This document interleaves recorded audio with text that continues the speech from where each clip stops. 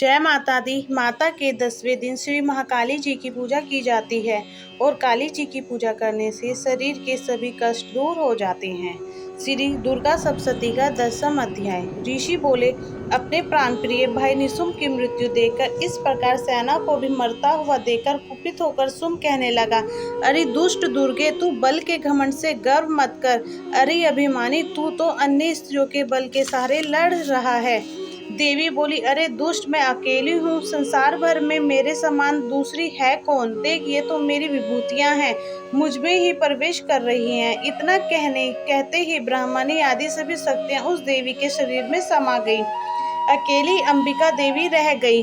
बोली, मैं अपने ऐश्वर्य शक्ति संपन्न अनेक विभूतियों के रूप में यहाँ पहले विद्यमान थी, अब सभी रूप समेट लिए हैं। अब तो अकेली मैं युद्ध लड़ रही हूँ, तू भी स्थिर हो जा। ऋषि बोले, तब सभी देवता तथा असुरों को देखते देखते देवी और शुम्भ इन दोनों में युद्ध छिड़ गया। तीखे बाणों की वर्षा तथा भयंकर अस्त्रों से उन दोनों का युद्ध भी सभी लोगों के लिए भयंकर प्रतीत होने लगा। अंबिका जितने भी दिव्य से दिव्य अस्त्र छोड़ती जाती, दैत्ययंत्र उतने ही निवारक अस्त्रों द्वारा तोड़ता जाता। इसी प्रकार परमेश्वरी अंबिका भी खेल खेल में हुंकारादि शब्दों द्वारा दैत्य से छोड़े गए दिव्य अस्त्रों को तोड़ती रही। तदंतर असुर ने सैकड़ों बाणों से देवी की आच्छादित कर दिया। तब देवी ने भी कुपित होकर बाणों द्वारा उसका धनुष काट डाला। धनुष के टूट जाने पर दैत्य ने हाथ में शक्ति उठा ली।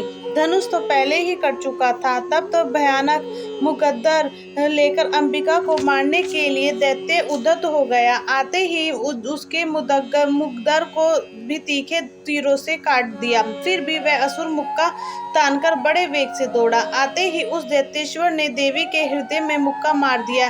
देवी ने भी उसकी छाती पर एक चपेट जमा दी।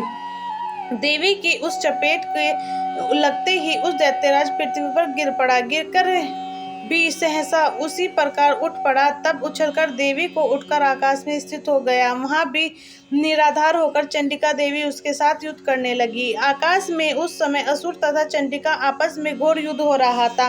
वह युद्ध पहल सिद्ध मुनियों को विस्मयकारक था। तब अंबिका ने उसके साथ देर तक युद्ध करते करते असुर को उठा लिया, मारकर उसे पृथ्वी पर पटक दिया। देवी द्वारा पटका हुआ यह पृथ्वी पाकर खड़ा हो गया। घूंसा तानकर वह दुष्ट देवी को मारने की इच्छा से बड़े वेग से दौड़ा। तब उस असुर राज को आते हुआ देखकर देवी ने उसकी छाती में त्रिशूल भोंक दिया और पृथ्वी पर गिरा दिया। तभी देवी के शूल से क्षत विक्षत होकर पृथ्वी पर पड़ते ही उसके प्राण निकल गए। इसका गिरना भी समुद्र, द्वीप एवं पर्वतों के साथ सारी पृथ्वी को हिला देने वाला था। उस दुरात्मा के मरते ही सारे जगत स्वस्थ एवं प्रसन्न हो गया। आकाश भी बहुत साफ दिखाई देने लगा। पहले जो उपद्रव मेघ उठ रहे थे तथा उल्कापात हो रहे थे, वे सभी शांत हो गए। उसकी मृत्यु होते ही सभी देवताओं के मन में प्रसन्न हो गए। गंधर्व मनोहर गायन करने लगे, दूसरे गंधर्व बाजा बजाने लगे, अप्सरागण नाचने लगी, वायु पवित्र होकर चलने लगी, सूर्य साफ होकर चमकने लगा, शांत हुई अग्निशालाओं की अग्नियां जलने लगी, दिशाओं को भयंकर आवाजें शांत हो गई। जय माता दी।